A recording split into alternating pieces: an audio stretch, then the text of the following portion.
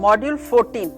I, Dr. Rita Pratap, former head of the Department, Drawing and Painting, University of Rajasthan, Jaipur.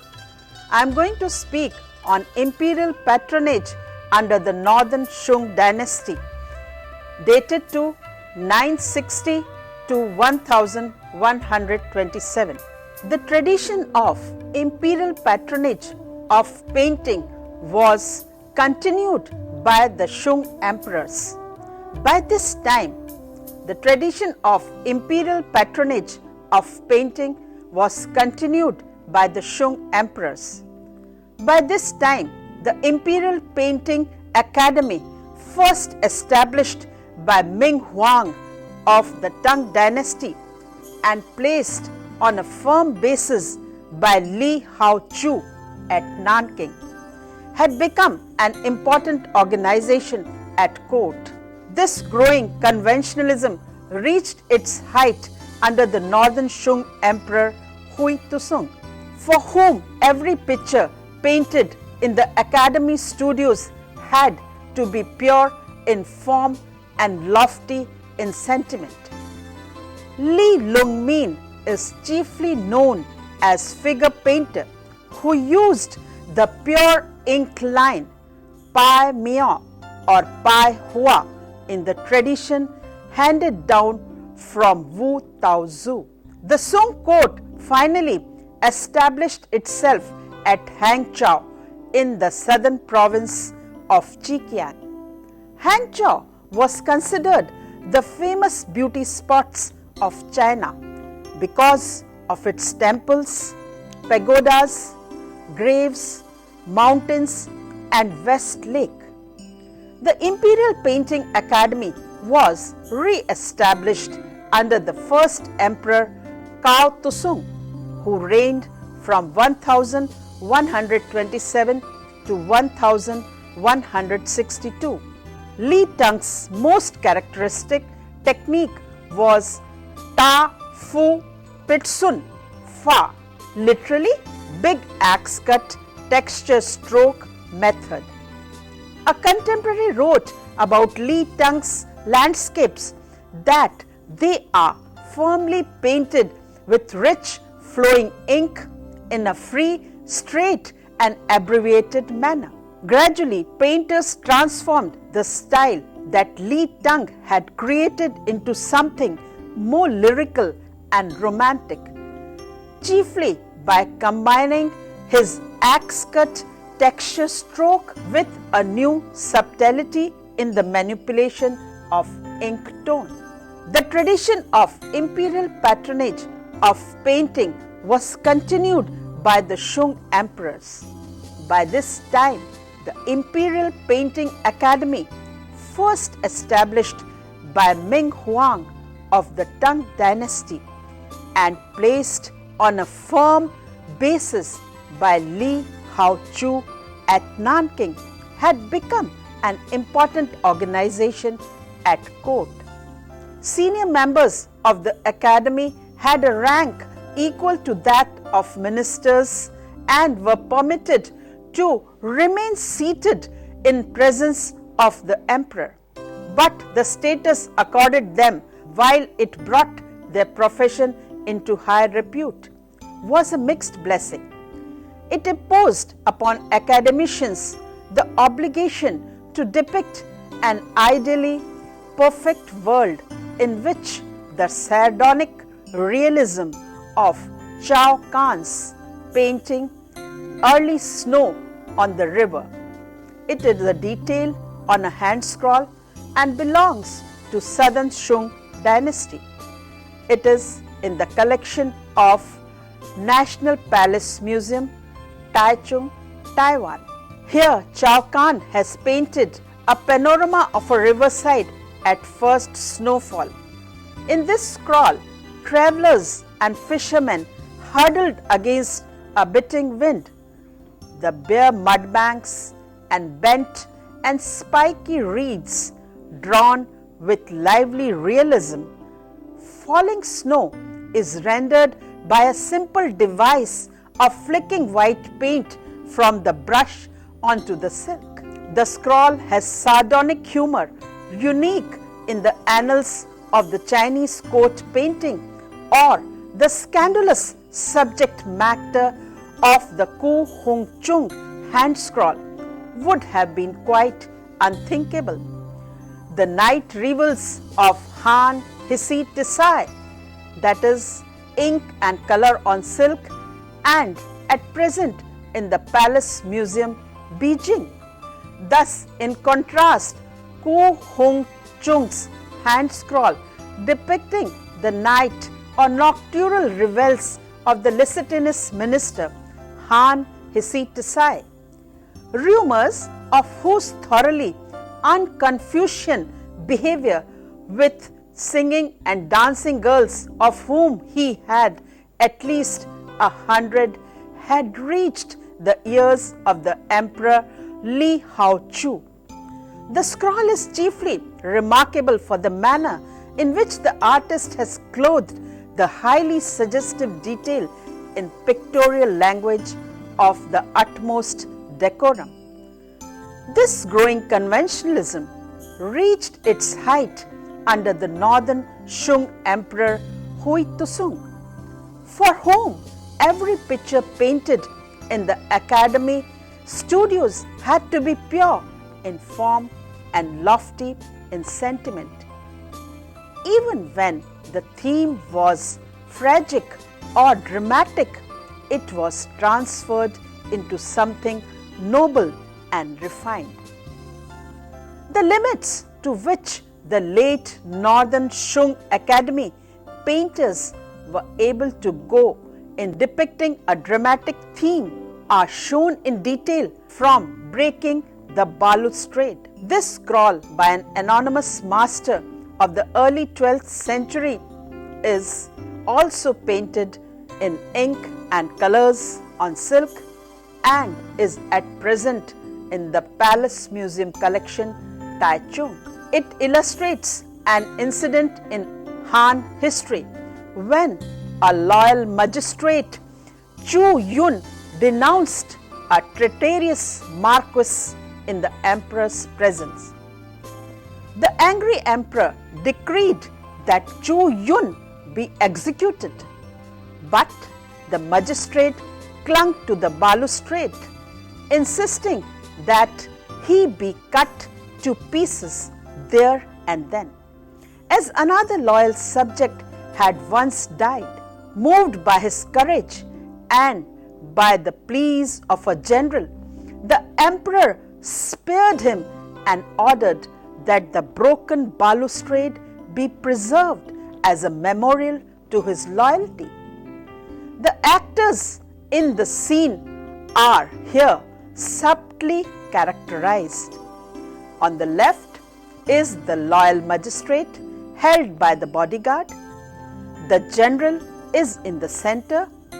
The furious emperor is seated to the right, and the scheming, obsequious marquis stands beside him.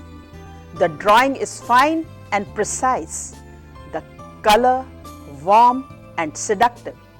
It is only when we examine the picture closely that we become aware how intense is the drama that is being enacted. Remarkable also and typically Chinese is the manner in which the picture is composed. Pictorially speaking, the general in the foreground is completely isolated. Yet, this lonely figure is related to other actors in the drama by the tension that flashes like an electric current between them, uniting them with a force far more subtle than the formal unity and holds together a Western composition. The deer painting. Court painters were charged with the task of painting screens and wall panels to decorate the endless apartments of the palace. A few paintings and fragments of paintings of this type have survived and were later mounted as hanging scrolls. Most of them are decorative flower paintings. Of exceptional beauty are two panels that have been preserved in the Palace Museum collection, Taiwan. These paintings are Deer in an Autumn Forest and Deer among Red Maples. The emphasis is on the silhouettes of the deer and the colorful composition completely filling the picture space have suggested to some authorities the influence of Persian art. Attention has also been drawn to similar wall paintings in a Liu Dynasty tomb in Manchuria. But Persian influence at this early period would be hard to account for, while it is more likely that China influenced Liu painting than that the reverse occurred. These two lovely compositions are rare examples of the decorative coat of painting of the early northern Shung dynasty. Li Lung Min. Besides the careful, precise and colorful figure paintings practiced in the Shung Academy, another tradition was developing that was in time to become much more important. This was the painting of the scholars. Some were gentlemen of independent means and habits like Mi Fu. Others were officials who painted in their spare time. Many were at the same time collectors and connoisseurs with a profound knowledge of literature, art and antiquities. When they painted, they preferred, like the calligrapher, to express themselves in ink line on paper rather than in color on silk, which they considered to be more suitable to an academician and professional. Li Kung Lin 1040 to 1106 or Li Lung Min as he preferred to be called, served as an official for 30 years, but never even for a day, his biography records, did he forget the mountains and forests. This devotion to nature was typical of the scholar painter. Nevertheless, Li Lung Min is chiefly known as a figure painter who used the pure ink line Pai Mio or Pai Hua in the tradition handed down from Wu Tao Zu. According to his official biography, although his style was that of Wu, in his genius he was like Wang Wei. This means that he brought to the art of figure painting not only Wu's skill with brush and ink, but also the pure, lofty ideals of the poet-painter Wang Wei. Today, a number of figure paintings in ink line in Li Lung Min's manner exist, though none can be attributed to him with absolute certainty. 5 tribute horses attributed to Li Lung Min. This is a section of a hand scroll, ink on silk, and at present in the formerly Kikuchi collection, Tokyo. Li Lung Min's realistic liner style is visualized based on tongue model. Regarding this scroll, it was reported that it was destroyed during World War II and one section is reproduced from a pre-war photograph. The hand scroll depicts 5 horses and 5 grooms rendered mostly in ink line with some modeling and touches of color. It follows the tradition of tongue horse painting but shows more accurate analysis of equine anatomy and a knack of catching the individuality and racial character of the grooms. Other works attributed to Li Lung Min reveal similar close observation of nature and of everyday life. It is said of him that in early life he was a famous painter of horses.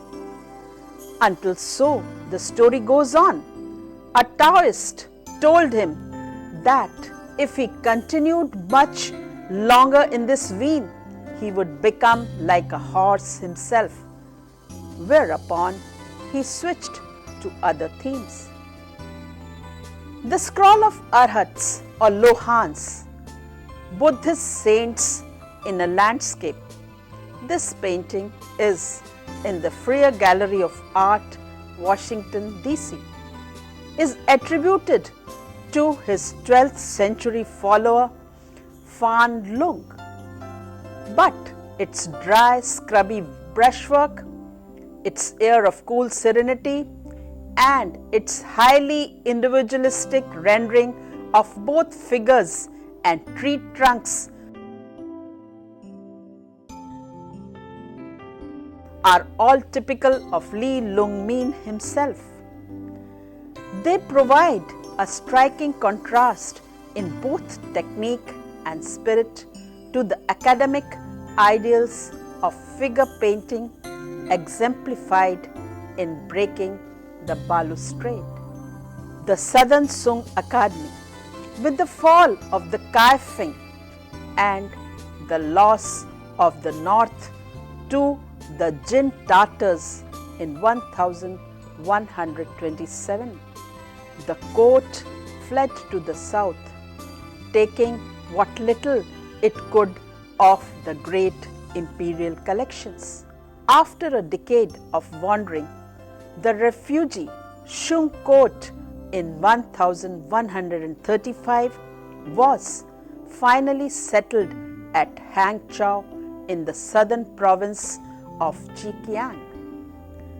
The city, with its temples, pagodas, groves, mountains mirrored in still waters of the West Lake, was considered as one of the famous beauty spots of China.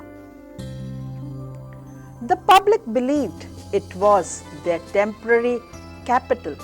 Men forgot the loyal armies on the frontier, still heroically striving to stem the barbarian tide. Courtiers and officials gathered once more around the emperor. The ceremonies and arts of the old court at Kaifeng were revived, and the life for upper classes at least became more refined than ever before. The Imperial Painting Academy was re-established under the imperial patronage of the first emperor Cao Tusung, who reigned from 1127 to 1162, and every effort was made to reassemble an imperial art collection equal to that of Hui Tusung, who himself was a distinguished calligrapher and connoisseur, second only to Hui Tusung, his unfortunate predecessor. The kind of painting that Cao Tusung and his successor favored was a perfect reflection of the delicacy of taste, the nostalgia for past glories, and the ever-deepening desire for escape from the realities of life that characterized the outlook of the Hangzhou elite during the Southern Shung. In the south, a new mode evolved, and a very important figure in the transition between the northern and the southern Sung styles was the painter Li Tang. In the early years of the southern Sung dynasty, the academy was dominated by the figure of Li Tang, then a very old man. He was born in the north before 1050 and had risen at the northern Sung court to be painter in attendance and recipient of the coveted golden girdle. Stylistically, Li Tang stood in direct line of descent from the northern painter Fan Quan. A contemporary wrote about Li Tang's landscape. They are firmly painted with richly flowing ink in a free, straight and abbreviated manner. His most characteristic technique was the Tafu Pitsun Fa, literally big axe cut texture stroke method, a free development from the raindrop and small axe cut to snuff, the northern masters of the early Sung dynasty. With this terse, powerful brush technique for painting of rocks and mountains, Li Tang combined masterly use of washes so as to suggest roundness by means of light and shade, a technique that had been developed by Ko Hsi. Li Tang's modeling in light and shade, his axe cut to sun and firm, dense texture may be seen in large landscape, that is, whispering pines in the mountains. It is a hanging scroll dated to 1124. It is ink and colors on silk and it is in the Palace Museum collection, Taichung, Taiwan. On a distant pinnacle are his signature and the date 1124, 1 year before the Chin Tartars' fall, upon the northern capital and drove the old painter and many others into mountains. This magnificent painting is today much darkened so that the contrast between the greys and browns of the rocks and the mineral green of the dense pine trees is lost. But no darkening can conceal the nobility of the design truly in the spirit of Fa Quan's or the concentrated power of Li Tang's brushwork. A lovely fan painting, a myriad trees on strange peaks, has also been attributed to Li Tang. This belongs to 12th century and it is in the collection of National Palace Museum, Taichung, Taiwan. It represents perhaps a late phase of his work, for the placing of the main foreground mass of mountains to one side and the subtle suggestion of mists welling up from the valley below were conventions more characteristics of the southern than the northern Sung Academy. Another creation of Li Tang was a hand scroll called Mountains by a River.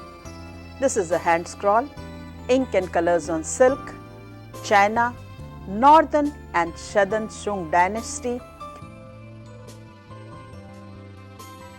and in the collection of National Palace Museum, Taipei.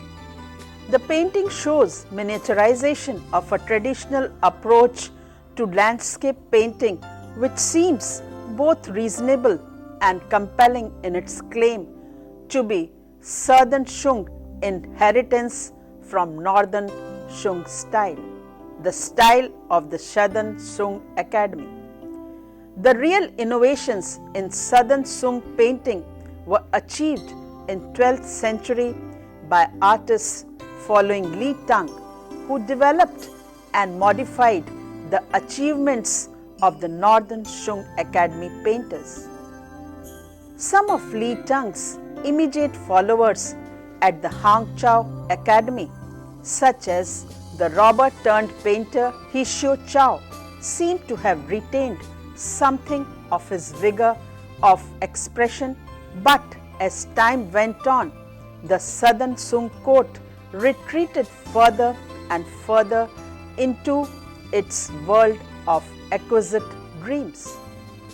Gradually, painters transformed the style that Li Tang had created something more lyrical and romantic, chiefly by combining his axe-cut texture stroke with a new subtlety in the manipulation of ink tone. At the Southern Sung Academy, the type of design that he initiated was developed sometimes to the point of artificiality and exaggeration in the so-called side-horned or one-corner composition. In this, the landscape occupies the foreground to one side or the other, the rest of the picture space being empty except for a suggestion of atmosphere and mist, with perhaps a hazy view of distant mountains.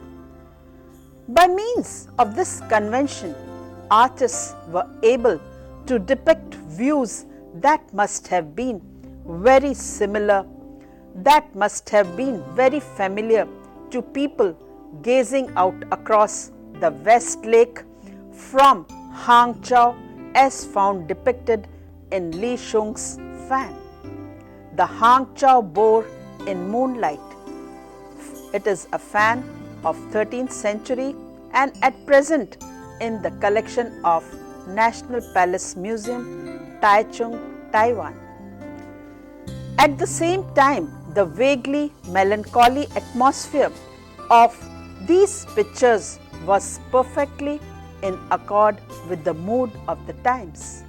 Later, the genre of fur and feathers favored by Hui Tusung and his circle continued to develop painters such as Li Anchung, active in the second half of 12th century, and his painting Quail beside a bush. It is an oblate circular fan painting, ink and color on silk, China, and belongs to Southern Shung Dynasty, and at present in the Neizu Art Museum, Tokyo, is a good example.